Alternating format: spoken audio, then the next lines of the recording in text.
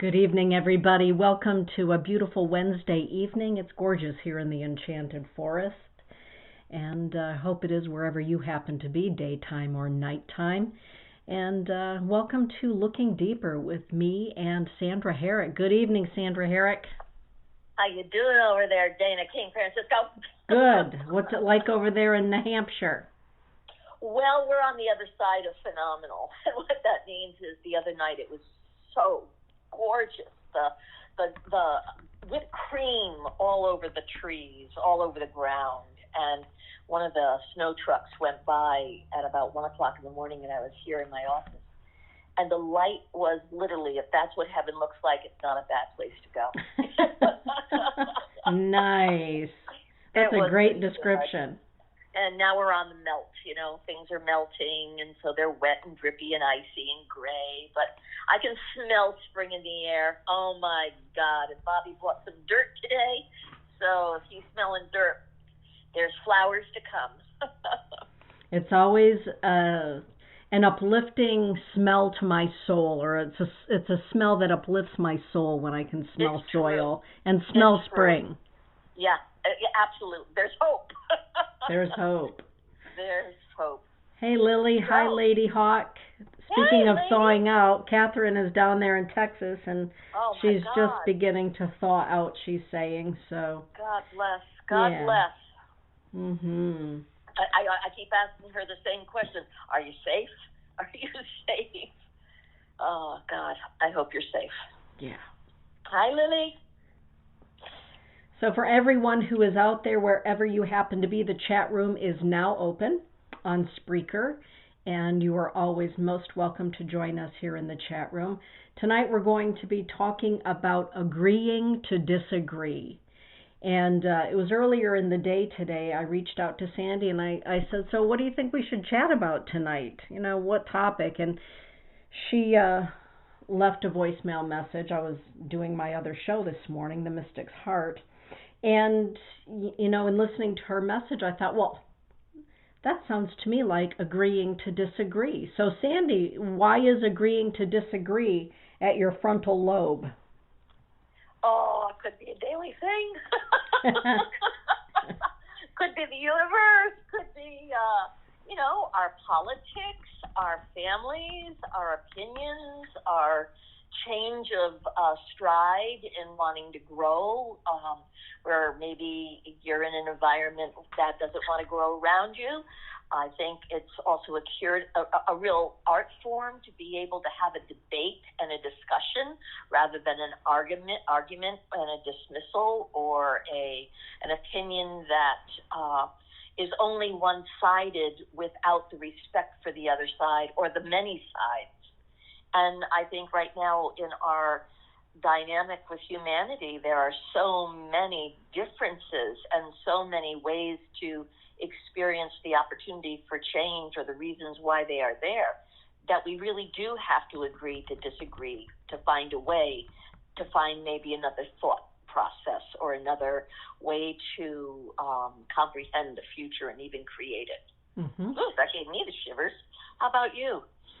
Well, this evening, earlier, I was on the phone with my son Dane, and he and I, when it comes to politics, are on absolutely opposite ends of the spectrum. We are so on the opposite end of the spectrum. And we've agreed over the years to disagree, and he made a statement, and it had to do with the COVID-19 vaccine. He feels one way about it. I feel another way about it. And what I love about the fact that he expresses his opinion about it, and then he waits for me to respond about my thoughts about it and my opinions about it. And we had a dialogue. And I thought, well, this is exactly what we're talking about tonight on the show, that we have agreed to disagree, even though we are polar opposite. Right. When it comes to religion and politics and all of those sorts of things. But we could actually have a dialogue in which I could learn some things maybe I wasn't allowing or aware of. Right. And vice versa. And I think that there's so much to be gained when it's a subject matter or diving into a pool where it's safe to agree to disagree. Right. And you just said it literally. That is the bottom line. Is it safe to have a different opinion without trying to convince somebody else to change their mind, or make someone wrong, or belittle someone, or call them stupid? You know, we get very defensive in that unskilled way of being able to tolerate that somebody has a different opinion. And the fear factor for me is, well, will your opinion influence me or have an opinion about me that threatens my life? Right. Or threatens what I believe in and challenges my identity. And, you know, or I mean, literally, there's so many things right now that are so necessary for us to bring up and talk about. And rebellion always brings that change, you know, the freedom of speech, the freedom of this and the freedom of that. But if we learn how to have that freedom and be respectful rather than demean, insult, opinionate in some way that ostracizes something, that's the danger. Mm-hmm. I mean, I know what happens to me when I get defensive. Right. I mean, I have my key phrases that I can jump to very quickly. Mm-hmm. I have those feelings. Let's talk about what happens when disagreeing is. I mean, where's the first time I disagreed? The very first time I disagreed that I knew there was a threat to the disagreement was literally as I was becoming a teenager and disagreeing with my parents. Mm. And you know, there's that place where if I disagreed as a child, it wasn't too threatening at the time. It was like, you know, I was very Catholic, so you did what your mother and father said, or you snuck and whatever you did. But to literally have a experience where as a adult, young adult, or a teenager, defining myself, realizing that my parents don't know everything, that what they told me aren't the perfect laws, and then challenging those rules. It is where that opportunity to, can we discuss this, or am I fighting, or am I being rebellious? And I think that for me, that started the process of coming up against not having the terrible twos, but really having an opinion that my outlook is different. Where do you think it started for you? Well, I'm not really certain where it started for me, to be honest with you, Sandy. I mean, there really wasn't a whole lot of disagreeing with the Sarge until adulthood, frankly. But I do remember one thing about my dad is the fact that he always asked my thought about something. Or if he asked me something, I knew that I needed to tell him the truth. Because if I didn't tell him the truth and he found out that I wasn't telling him the truth, well, you know what that proverb is like. Right. So what I did grow up with was, if the Sarge asked me a question and I gave him an honest answer, it might not be the one he wanted to hear. Right. But if it was honest, we would have a discussion about my honest answer and how he felt about it and why. Well, that is really civilized. Yeah. And it's also very emotionally sophisticated. Yeah. That he could hold his identity and offer you the opportunity to develop your identity. Right. I mean, that's great. Yes. Not that, Kelly Spencer and I ever got into any sorts of trouble together or separate in high school, but how far down did you have to jump from the window? Yeah. But there were times when the Sarge would well, one time when I was 15, I'll just be, quite honest, when I was 15, I hot-wired a car. Yeah, girl. Because, I needed a lift to St. Paul. Right. And I wasn't getting a lift, so you might as well just give one to yourself, right? So Right. Right. I right. did that, and as it happened, I ended up in jail. Number one, because I was 15. Number two, I could barely see over the steering wheel of, the car that... You barely can now. Right. And so the punishment was that we had to call our own parents, right? Oh, It was me. wow. Kelly was not there, which she continues to remind me to this day. But the punishment was that we and my cohorts, we each had to call our parents. So I, at 1 o'clock in the morning, had to call the Sarge and let him know I was in the clink. Oh, my And God. why I was in the clink. Right. So, that was not an easy thing to do. But I do remember when he picked me up, we drove home in absolute silence, Uh-huh. which is worse than death. Right. And when we got home, he walked into my bedroom and he was holding that ticket or that whatever it was from the police station. And he looked at me and he said, "Denise Lynn, this episode and anything like it will never happen again, right?" I said, "Well, yeah, Dad, for sure." And he took it and he ripped it in two. Oh, wow. And that was the end of the discussion. Wow. So that was pretty, there it was. Wow. Yeah. Now, see, I don't see that as a difference of opinion. I see that as he understood and you understood what he understood, and he figured out you understood what he understood. Oh, yeah, there is that too. Yeah. That's the way I see that. Yeah. One. Yeah. That's adorable. That's Yeah. absolutely adorable. But it is a panic moment, It was a panic moment. Yeah. So that's kind of, the open door kind of relationship and conversation that I had with the Sarge. So Right. I was blessed in that way. Absolutely. And I think it's important that we do talk about these panic moments because they do come when we have a difference of opinion, depending on who we have it with. How big is the authority? How important is the person? How invested are we in them liking us, or we want them to like us, or we don't care if they like us or not? I mean, it is amazing how the spectrum of it's safe to tell the truth or to have an opinion versus when it's not.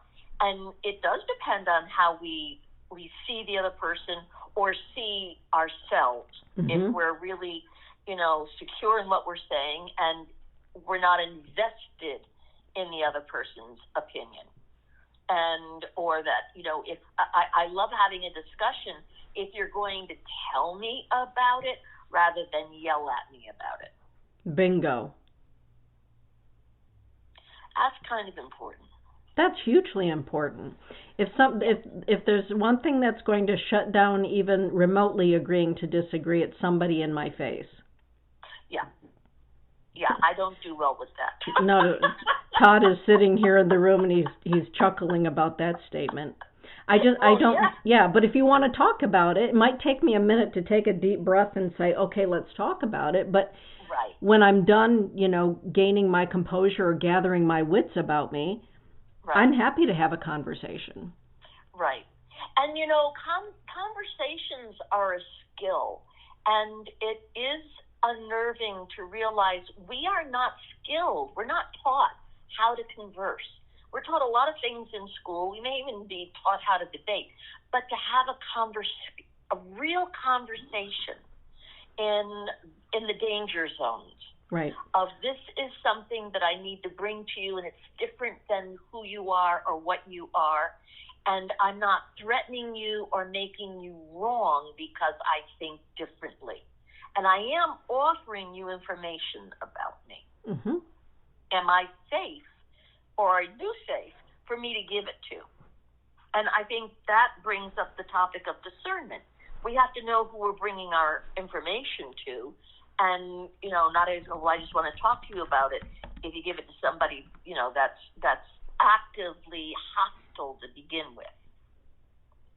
It's like, how do you take the charge out of someone? Well, Tracy Civic just said in the chat room, it's all about the tone for me.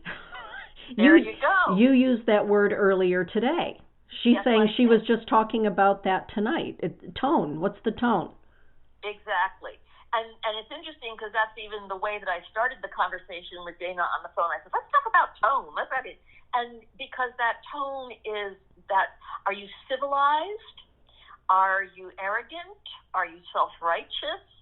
Are you superior? I mean, tone holds the octave for all of those standards of identity or self-opinions of those identities. Mm-hmm. I mean, when somebody's belligerent or if somebody has their nose in the air and talks to me, Yeah.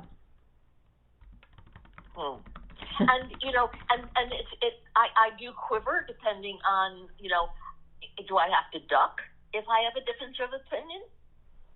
Yeah. I mean, that's, you know, it's very serious.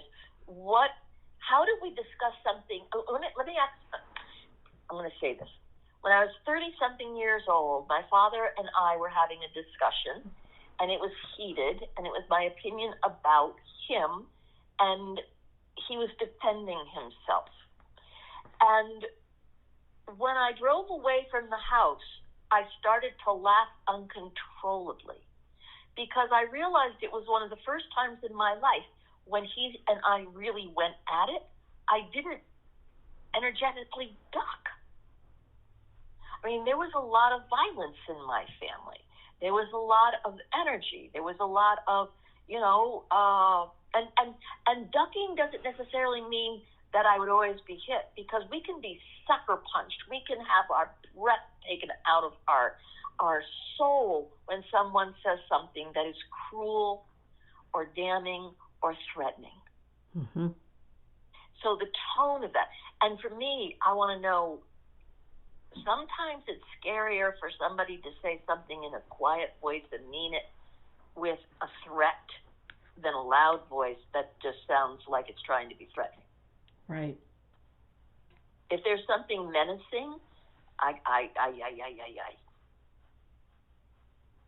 and that type of discussion to really find the opportunity to talk to, what is it I'm talking to? What am I talking about?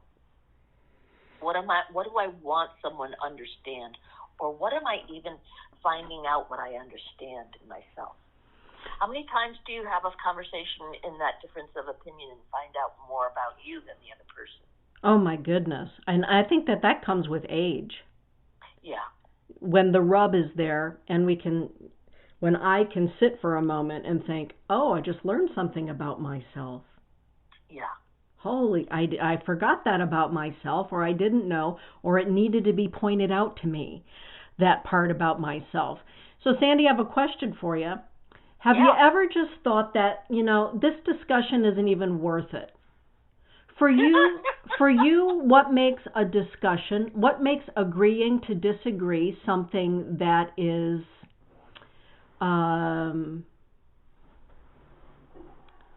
of good purpose for you?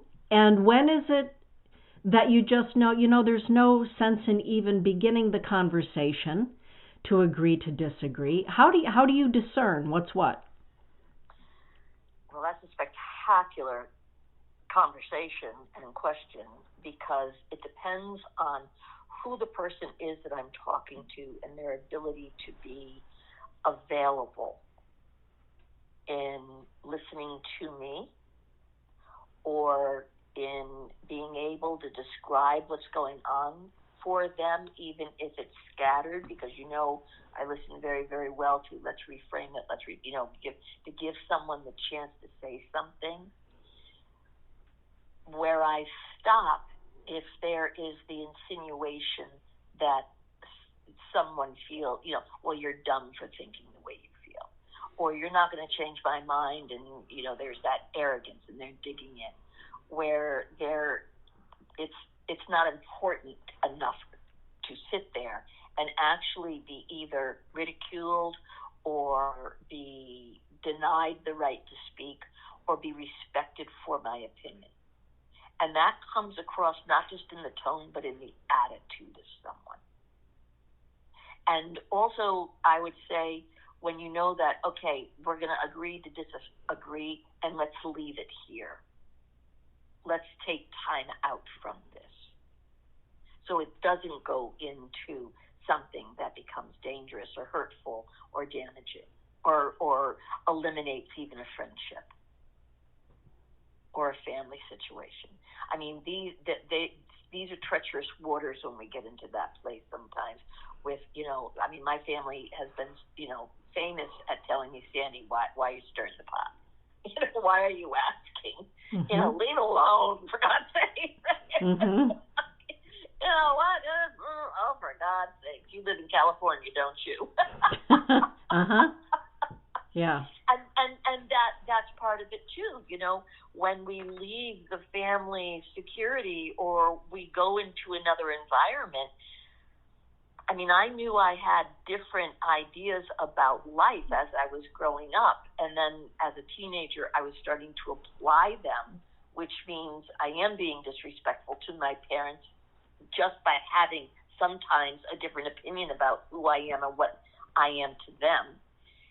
And then travel, education expands the ability to comprehend that there's more than just what was in your family, their rules, their ways, their dynamic.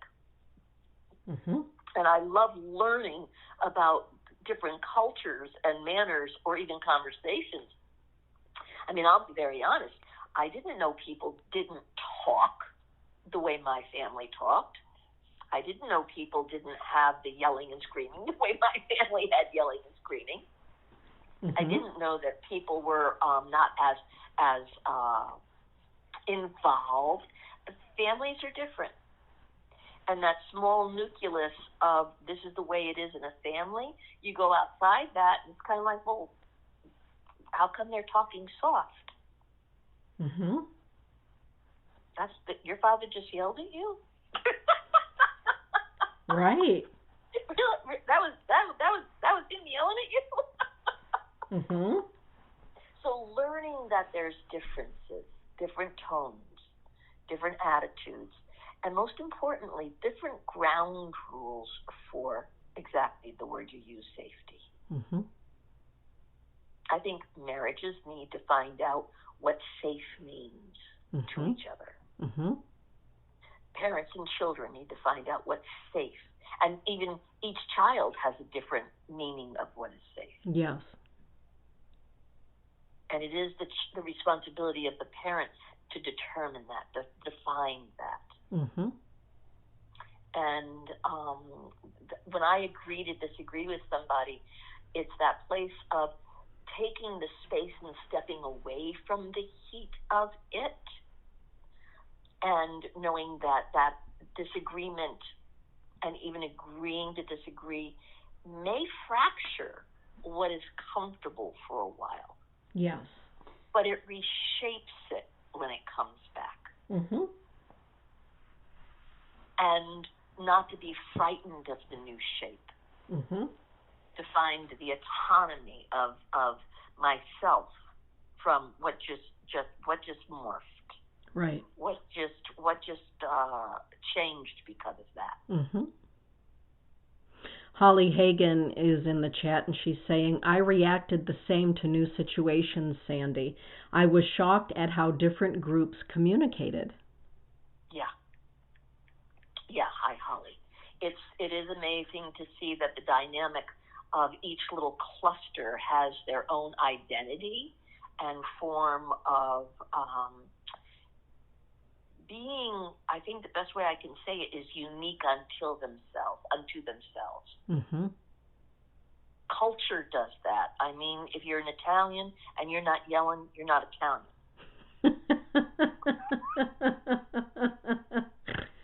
Uh-huh. It's really that simple. And moving your hands at 50 miles an hour. Right. I mean, it's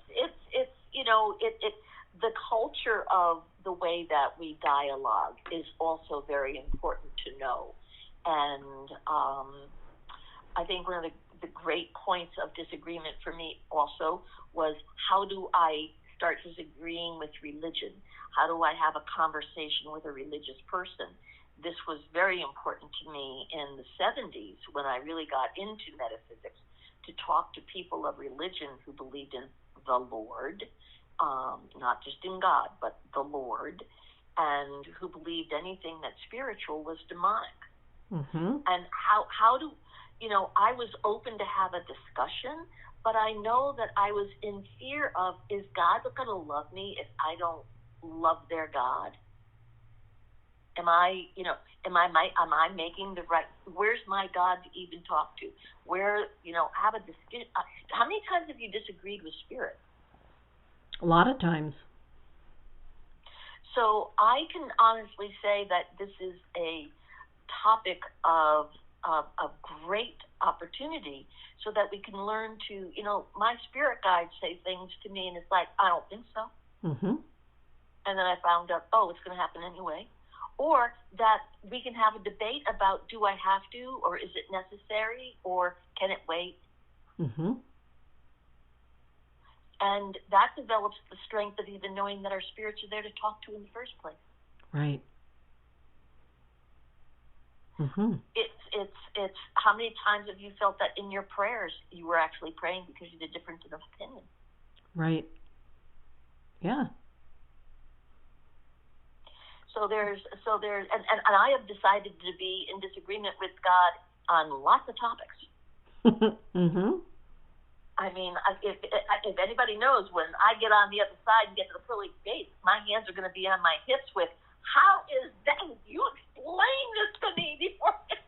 Somebody's got some splaining to do. A lot, it's like, and I think it's a joy to know that our curiosity is a place inside us that develops our thoughts with us. Not necessarily for us, but with us. Mm-hmm.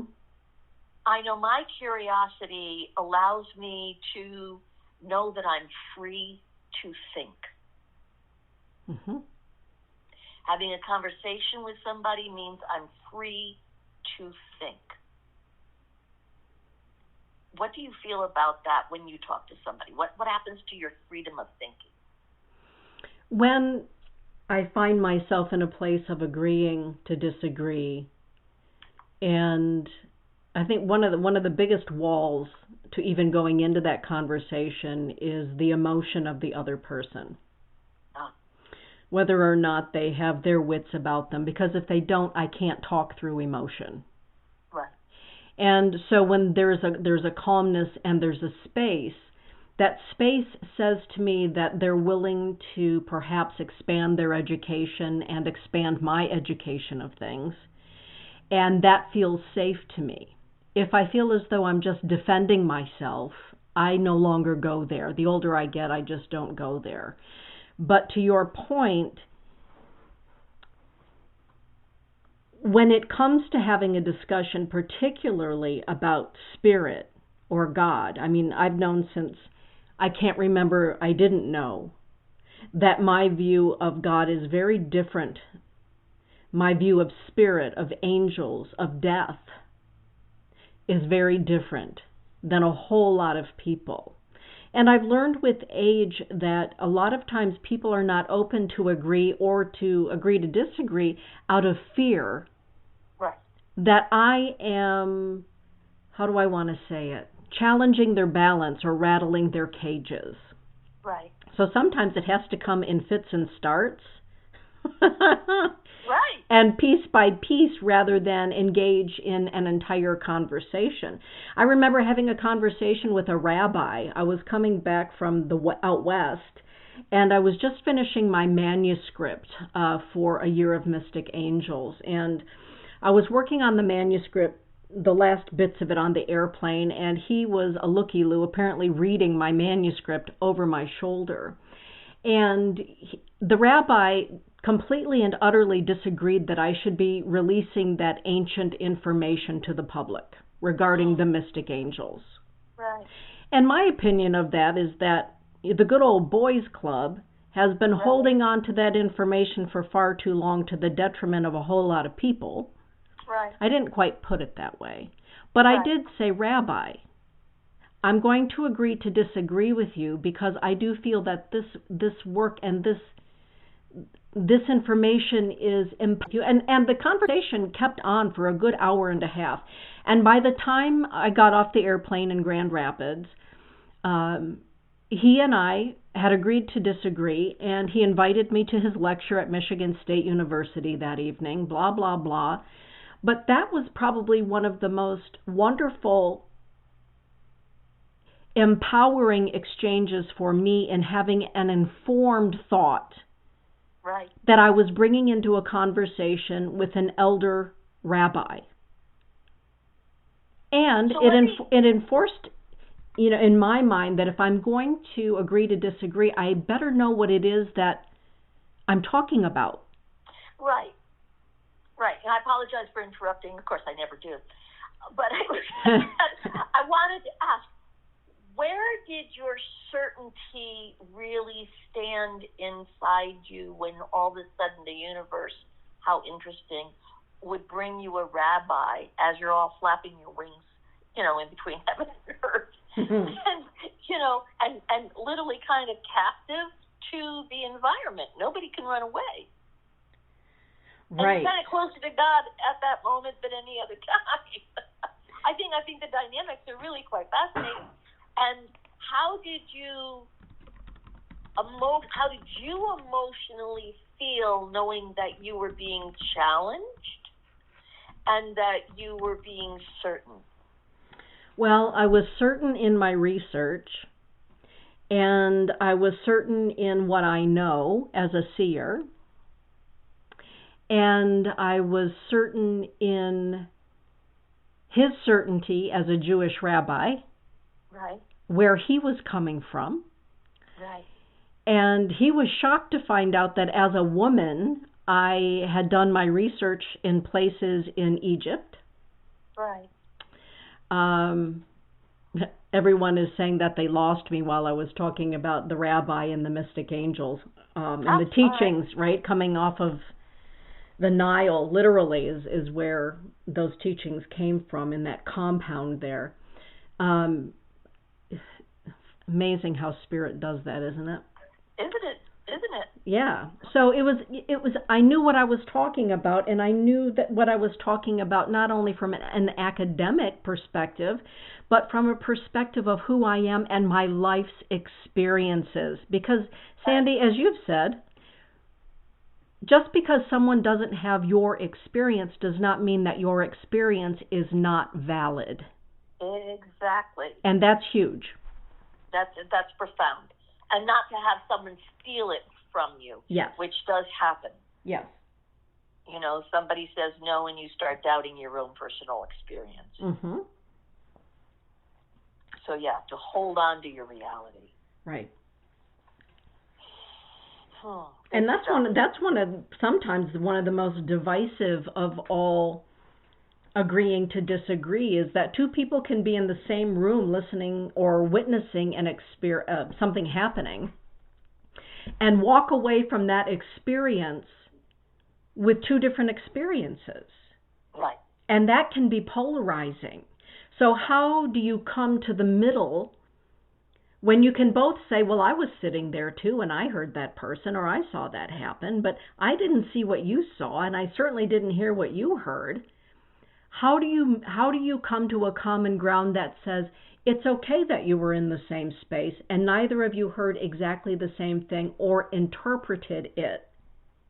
Why do we interpret things differently, Sandy? Because we all have a different lens.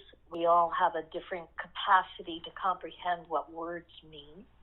We all have a different emotional meter that registers, oh my God, mommy and daddy are fighting, or oh my God, somebody's challenging authority, or oh my God, did you hear him say that to her or her say that to him? I mean, we have an emotional spectrum that edits through our filters how we have been talked to or what it is we believe in. And so it's not a neutral ground. And it is amazing, to know that tone. If somebody says it with a certain tone, it triggers that tuning fork inside of all of us with how we hear. pitches everything. Mm-hmm. Because I've been there with, like, did you hear that person? They were screaming, and it's like screaming. They barely raised their voice. Oh my God, they were so loud, or they were so it's that place of also, what is someone hearing about the debate or the confrontation that is important or not important to them? Because that's really a powerful place of, well, I listened because it's important, so I'm respecting and trying to get it all in. Or, you know what, it's not that important, and I don't like you. I mean, there's so many things invested in the data. And I just don't like you. So there. I don't care. It's and, who cares? I never liked you anyway, so whatever. But I also know that there's that wealth of aftermath. Yeah. How many times have you gone, now you're alone, you're in the car, and you're going over the conversation, it's like, oh, I could have said, or I should have said, or da-da-da. Or you doubt yourself, or you kind of ruffle your feathers, and you're like, damn, I did a good job. So there's many things of what is it the conversation is about? Who is it with? What are you defending? And I think the most important thing is that we feel that there's respect rather than win. Mm-hmm. I like or that. Loss. Respect rather than win. Or loss. Or loss, yeah. And that does attack the self-esteem. Like, oh my God, I didn't get my point across. Well, what is the point? Is the point supposed to change their mind or keep you identified? I know that there's that place where most times I don't know how to explain what I do. I know I do it. Mm-hmm. I know I do it, and I know how it's done. But to explain it and debate it, it's too vast. Mm-hmm. That's a good way to put it. It is too vast. Too vast to simplify it, to qualify it. Mm-hmm. And in the beginning, there's that place of, I'm so excited about what I want to say that I bring the information to somebody, and if I'm bringing it to somebody who's not as excited about it as I am, that's deflating. Because I want somebody to join in with, listen to what I know, and I want to tell you about it, and I want you to, and it's like, you're not interested, or you don't like it, or so it depends on, what is my intention? Also, what is my expectation? Mm-hmm. For all of us. Because we do have intention, even if it's passive in conversation. Mm-hmm. And that is to connect, or inform, or learn, or just hang out. Right. To share. You and I both know we've had some of our most intelligent conversations over a couple of glasses of wine, right, Lily? Or at least a good martini or two, right, Don? Exactly. And yes. That does lubricate the psyche. Well, it does. And, there are times when we can hear something for the very first time and we can be taken aback. I remember the first time somebody said to me, well, when we die, we're dead. Oh, boy. And I said, well, what do you mean? When you die, you're dead. Well, how old would you have been? Yeah, 30. Oh, my goodness. All right. Well, worms in and worms out. I said, that's what you think death is? Worms in and worms out? Like creepy crawling out of your skull? And this person, he's an executive, looked at me and he said, well, yeah. You believe something different? Well, I believe, yeah, I do believe a whole lot different. Well, why do you believe different? Well, here's my experience from life. That it isn't just worms in and worms out, and here's why I believe that to be true. And I'm staring into a face whose eyeballs are as big as silver dollars and a mouth gaped open, And while I'm looking at the look, I'm thinking, well, he either thinks I've lost my mind, or he's thinking, thank God she's saying this because it secretly answers some questions that I've been wanting to ask somebody. There you go. But I didn't do it in an authoritative manner, just like with the rabbi. Right. It was kind of a plain conversation. Here's my experience with it. There's the beauty of also knowing that sometimes, for myself, I learn in the experience my own conviction. Yeah. That I didn't even know I was heavily invested in. Like, whoa, we're going someplace now. And that's the beauty of when the debate gets really expansive or judgmental or bring more information, explain deeper. What's happened? What relationship is being developed because of the debate? Right. Because it does happen. It creates a relationship. Yeah. And that's the kind of curiosity where I know that this is worth talking about because there is a kinship in it. May be different thinking, but it's thinking in the same vibrational tone. Mm-hmm. And that, to me, is a bonding agent. Mm-hmm. That, to me, is like, now this is a joy. This is a conversation that's worth having. Mm-hmm. Mm-hmm. This is like, educate me and I'll educate you, or educate me and or even just give me the respect and the honor to know you. Right. Because it's exposure. Mm-hmm. That's the first time I really kind of heard myself even say it like that. When somebody is really, I really think differently than you, and I'm willing to have the conversation and agree to disagree. It is an honor to get to know this person without making it about who's right. Exactly. I was coming back from, Lord only knows where I was flying back from one time, and I was sitting next to a Baptist minister and his lovely wife. And he handed me a little pamphlet sort of a thing, and I thanked him politely. I didn't throw it back at him and say that's a bunch of nonsense. Or I took it and I looked at it, and because I'm also a person that believes that I'm sitting next to this person on this long it was back from Hawaii. So that's a long flight. May I make note that you've got karma with religious people in the sky? I do. I do. I think there's a song about that. Good Lord. Yeah. So here we are, me and the Reverend and his lovely wife, and he hands me a pamphlet. So I thought to myself, well, Dee, you're next to this gentleman for a reason, and just have a little look at the little pamphlet that he gave you. And I said, well, isn't this nice? So is this your church or what have you? And yes, I'm the minister of the church, and this is my lovely wife, and yada yada. And he asked me, do you go to church? And I said, well, that's a setup. That's a setup.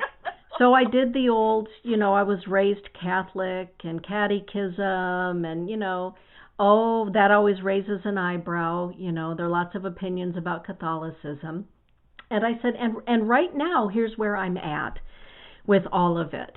And we had this fantastic discussion because I said to him, despite the fact that I was raised in a very military Catholic home, I was taught from as far back as I can remember that God is in everything, even the rocks, even the trees. And he's looking at me. And he said, and you believe that? And I said, well, Reverend, tell me what God created. In your mind, what did God create? Well, God created everything. Well, did God create the rocks and the trees? Well, yes. Oh, my, I see where you're going. And we had this great discussion. Wow. Right? So when I landed, he got off first, like in Cincinnati or something. He handed me a slip of paper with their names, and phone number, and he said, if you are ever in Ohio and you need a place to stay, Denise, you're Wow. staying with us. I want to finish this conversation. And it was done in such a loving and curious manner. That's beautiful. Well, I think, I mean, yeah. And that like I do, I have to acknowledge that you do have karma with holy people up in the clouds. I can't say I've ever sat next to anybody quite like that. And I've had some outrageous conversations and also activities. Todd is saying in the clouds, restaurants, the mall. Right. Right. It's always with religious people of some sort of a thing that we have these conversations. Hysterical. Del Marie is sharing in the chat room. Hi, Del. My father used to say, close your eyes and keep quiet. Even though you're not your nasula or your brain retains what you're supposed to hear. So just stay there, be quiet. Your brain will retain what it's supposed to hear. I never really listened, but I can now hear what I learned from my parents. I hear them now. Wow, Del, that's amazing. It is funny how we pick things up along the way, isn't it, Sandy? And we may disagree or may not even have a thought about it, frankly, at the time. But then somewhere along the line, it triggers the memory or the teaching or what have you. And, okay, now I understand their point of view. Right. Now I get it. I mean, we have to be, my parents came from a different generation. The rules were different. The ideas were different. My parents came from different forms of how you went to church or why you went to church. My mother's people went to, I think my grandfather was Episcopalian and my grandmother was Catholic. And so how do you even have different religions within the family? Right.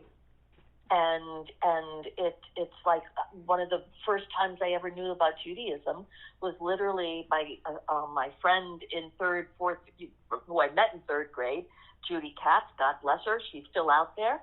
I was not aware of Judaism until her family invited me to her house, and there they had they were experiencing Hanukkah and Christmas.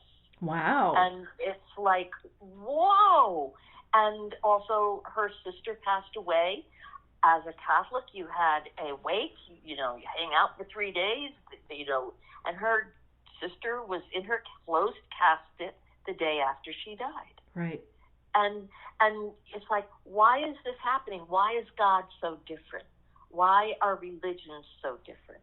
What are the rules to get to heaven so different? Right. And, as a child, these are serious observations that I sat quietly with because I didn't have enough courage or information to go, you got it, I do, you don't, who, but to really know, they really believe what they believe. Well, they do. I remember being in second grade, and, that's about the time we make First Holy Communion. And one of my classmates was making fun of me because right after school I had to get to the church to prepare for First Communion. And he called me a pagan because I'm Catholic, right? So I went home and I asked my parents, what's a pagan? Well, they knew right away that it had to do with being Catholic, right? So that was my introduction into paganism at the age of, 8? Because somebody... You even remember that is amazing. I do. That's quite profound. Yeah. Well, you're nothing but a pagan anyway. Catholics are all pagans. So that was my introduction into the fact that many people don't look at Catholicism as being a Christian sect. Right. And it introduced me to paganism, as much as I could possibly understand it as being, related to the earth as a little kid. Right. I mean, that word would have sounded scary to me as a child. Yeah. Yeah. Because it would also have come with that tone and attitude. Yeah. Yeah. I mean, you're kind of being damned. Right. Jessica Clark has a question. Hi, Jessica. She's saying, I'm curious your thoughts on setting and keeping healthy boundaries in the context of this conversation. Oh, I was hoping we were going to go there. Thank you, Jessica. How do you keep healthy boundaries, Sandy? How do you do it? I know she's asking two Scorpios, so this is kind of tricky. Well, setting a boundary means you have to know a boundary. Yeah. And it's very important to know what does a boundary really mean. And for me, in having a conversation when the disagreement is, how heated am I going to get, or how much heat am I going to allow myself to be in, or pointed or directed at me? Does the conversation make sense to even have? And that to me it's not worth it. It's, do I want to make the investment, and is it significant? Is this important? Is this something that's going to be, is it necessary to have, or are we just amping up and using adrenaline? A boundary also is, if somebody gets really rude, this is my Scorpio, I can either get really rude back really fast, or acknowledge I'm unavailable to be involved. And it's that kind of a boundary of knowing I have to know how much piss and vinegar I have, and therefore how much am I going to allow? You know, heat's heat, cold's cold. But out of everything, if I'm respected, I can go the distance pretty much with anything. If I feel disrespectful, and I'm going to get that way with someone, then I have to get out of the area or dump it and run.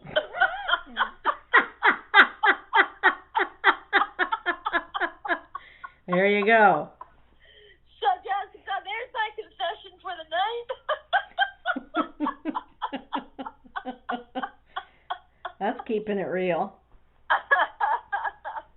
I have been known to say a few things and stand my ground, but I think it's faster to have the key in the car and keep going. Oh, make sure you got a getaway plan. But you know, to be honest about boundaries, I think it's important to even know what a boundary means. You know, what's the agreement? And that, are you able to keep your boundary with you? You are responsible to keep your boundary. Yeah. When I have a boundary, it is my job to keep it. And unfortunately, I don't always know where my boundaries are, but boy, do I find them. And sometimes I'm dragged over them or bump into them. And this is the most important thing I've ever learned, is that telling someone your boundary is less important than you knowing your boundary, and you be responsible and accountable for it. Yes. If someone crosses the line, you need to inform them. You need to know what your line is, and then you need to be aware of what are you going to do when that happens or when you come close to it, and keep your own personal agreements. If I know that the conversation is too heated, then I need to be responsible to know that my boundary is, I'm not wanting to fight. I'm going to let you know I'm not willing to fight, and I will leave the room and I can come back later. Or we'll visit it. Or we need to stop here. And to do it from that place of self-respect, of knowing I'm responsible for what's happening next if I let it happen. No matter what they do, I'm responsible. Did I get out of the room? Did I end the conversation? Did I take pause? Am I thinking? Or am I indulging, enduring, or feeling prisoner? Watch your emotions. Read your spectrum of, how am I reacting here? What do I need? What don't I want? And what's important is to know who you're with that even would respect your boundaries. That's a learning curve, always. Yes. I mean, I have been so impressed with some of the great bitches in my life to know that their boundary is they don't stick around. If they don't like it, they don't like it, and you're left in the dust. And it's like, damn, they didn't even care how I felt. It was like, and it's they can exist without being involved at a certain level. Mm-hmm. So know who you are and why you're even setting the boundary. And I think one of the most important things to learn about having a boundary is not everybody cares about your boundaries. Amen. Exactly. Mm-hmm. So you have to care about your boundaries. Yes. Yes. And establish them. Yes. That's my thoughts about that. Anything from you, my love? Well, I think that that's fantastic, and I echo everything you just said, and I would add that personally, anything that brings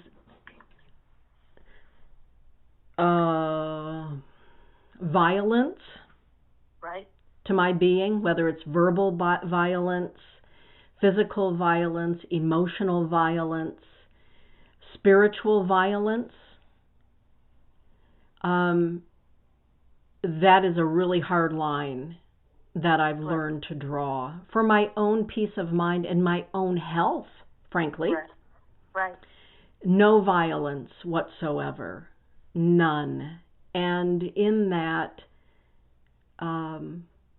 because if we don't have boundaries in disagreeing or things that disagree with us, emotionally, spiritually, physically, emotionally, if we don't have boundaries, we can become very ill, or it exacerbates an illness that we're already walking through if we are not holding those boundaries. And if there's one thing that will trigger me, and you've known me long enough, is the violence of disrespect. Right. That is the one thing that will stop me cold in my tracks. And when I'm done, I'm done. That comes with age. When I'm done, I'm done. And that comes with a few miles on the odometer.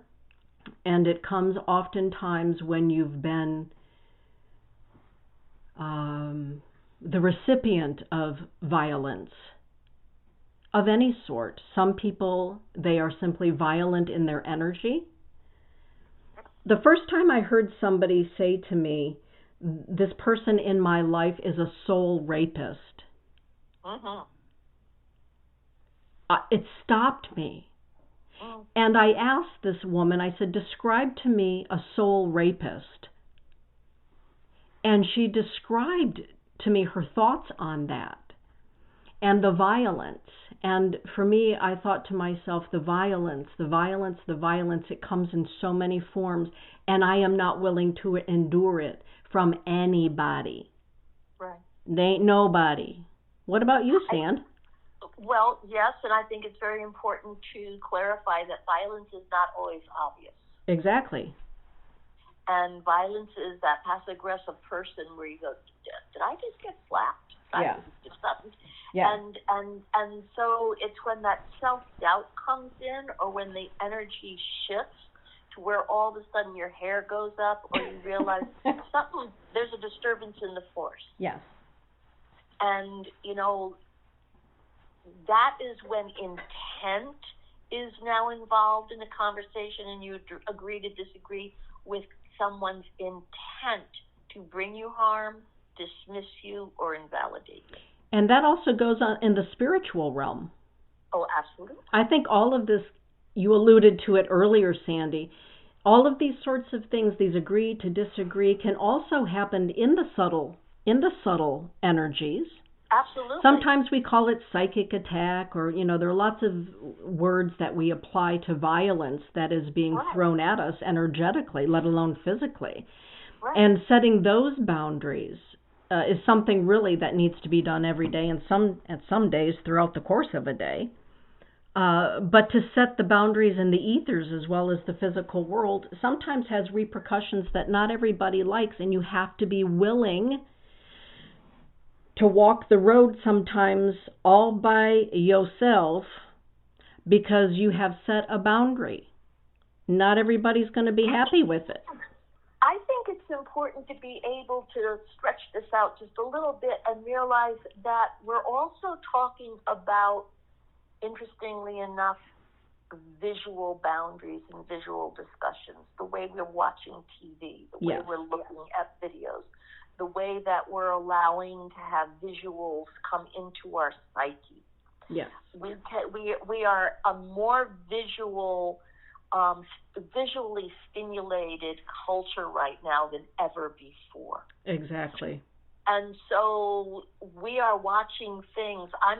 My muscle, my thumb muscle, my clicker, it's like the strongest muscle on my body was my thumb. Where it's like, I don't want to see that. I disagree with that, or I did that. But to know what I'm editing or what is imposing itself on me. Yes.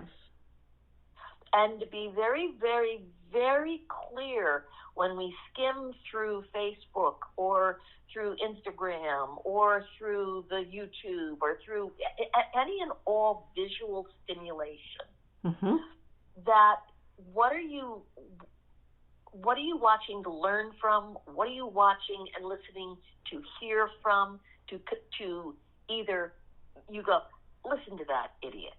Listen to that idiot. Or like, oh my. Now, if there's nobody on TV, I'd say that too. But that's oh, good God. This is one of those things. I was listening to somebody, and I literally looked at the TV and said, shut up. And it's like, would you stop already? And it's like, baby, turn the channel. Turn it off. There you go. We get sucked in.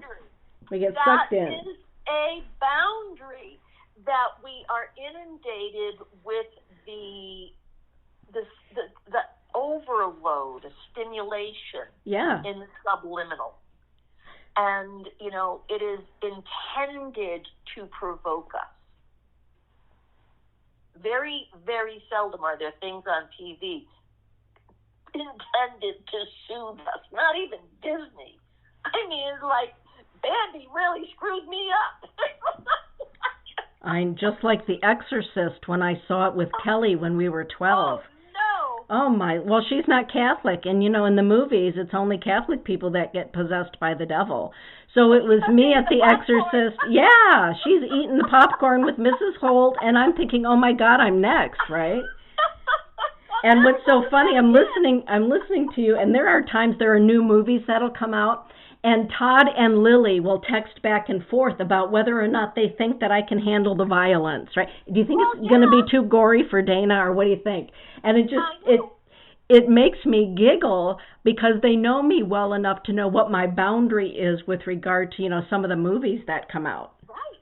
Yeah. I've gotten up and walked out of movies that I thought I would thoroughly enjoy. They're like, no, yeah. Del Marie is bringing up a point here that I think we should probably have a look at before we wrap up tonight, because this is, I think, kind of important. You and I both have dealt with some of this in our lives. Yes. Del Marie is saying, I found that working with people in social services and addicts, we learned to understand that it isn't personal, but understanding their pain, anger, and shame when we know yourselves, we don't take hurtful words slung at us personally.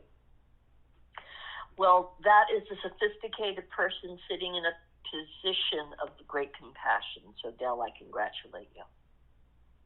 Because then as a therapist or as a compassionate person who is listening to someone's pain, or you have a family member that is profoundly overwhelmed by their addiction, all they can do is justify their addiction and lash out. So it's very important to have a boundary of, I won't take on that pain. And that's huge medicine, Del. Thank you for bringing it here. Mm-hmm. So what about the people that are listening and, the idea of, if you're in social services, I guess that's part of the job that, taking it home, hopefully you don't take it home because you're taking the spirit of all of that home. But what if you're living with that day in and day out and you feel like you've become the punching bag for the addiction, the spirit of addiction? At what point do we say, I can no longer be the punching bag because it is affecting me? Well, first and foremost, I would like to have a show about this, so maybe next time we can do that, because this is a huge conversation. It is. And it's way, way deeper than agree to disagree. Yep. Because what you're disagreeing to is that somebody risk your life and their own through the addiction, and the fear and the sadness that you're watching them disappear before your very eyes. Right. And the hostility of an addict is so vicious and so reckless and so self-centered. It is very hard to have compassion, even though you love them very much. Yes. Because they do siphon you. Yes. And so to be siphoned then is a boundary of when have you given enough and realize the addiction that you are now in is being the caregiver to someone's addiction. Is a whole other topic. Yeah. And that's codependence. So, I want to be very, very careful here, because this is a very delicate subject. Mm-hmm. It is. And the agreement to disagree is, at what point do you disagree to have the addiction in your home, in your face, and take advantage of you? Because addiction is violent. Yes, it is. And there is that sadness of we don't always know what to do or how to do it. Yeah. Because we do love most of the people that we know that are addicted. Yes. Some of us have lived years with addicts, Yeah. Some of us grew up with addicts, then married addicts. Yeah. And it brings up a whole plethora of thoughts and feelings. And Del is saying, I think it's an individual thing. When your cup is full, you know it. Yeah. Right. Yeah. Yeah, and therefore is the wisdom. And what's so sad is some people don't know that they're completely empty. And the sorrow is we give so much, and the addict keeps staying the addict. Mm-hmm. So when you're done, like Dana says, be done. Yeah, when you're done, you're done. And that is not just because you're done. It's because you know you have to love them differently. Beautifully said, Sandy. So with that, I really say, be tender, but be honest. Yeah, be tender, but be honest. All right, everybody. Great show tonight, everyone. Thank you for contributing to the conversation in the chat room. Thank you, Sandy Herrick. Oh, thank you, Dana. Thank you, Todd. Thank you, Lily. Thank you, everybody. Thank you, everybody. See you next month. Okay. Good night, San. Good night. Sweet dreams. Thank you. Good night, everyone.